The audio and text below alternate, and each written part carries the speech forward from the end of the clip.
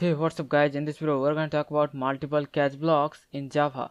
In Java we can have multiple catch blocks following one try block. Like an example, first we have one try block with some block of code, and immediately after following the try block we can have multiple catch blocks.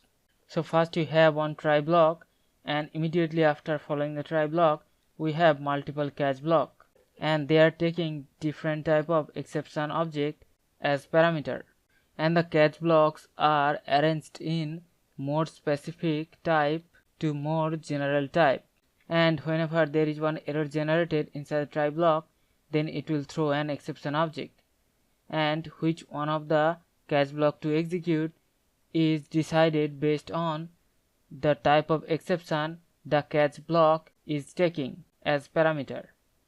So the thrown exception object, if matched with one of the catch block, then the corresponding catch block statements will be executed to handle the exception.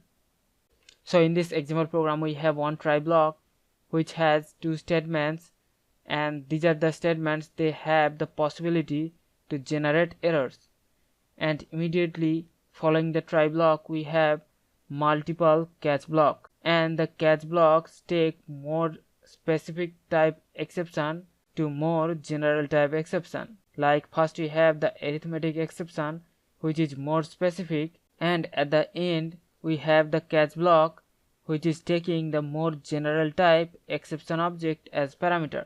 So we have intentionally put this divided by 0 exception inside the try block, so the try block will throw one arithmetic exception, and that will be handled by the first catch block, and the code inside the catch block will be executed to handle that exception.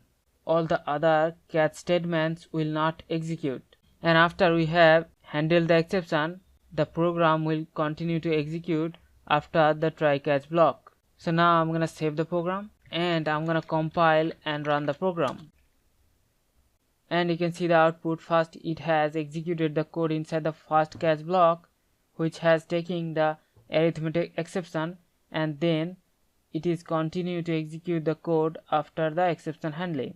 So this is the way we can have multiple catch blocks following one try block to handle the exception more specifically. So hope you understand the concept. We'll see you in the next one. Thank you.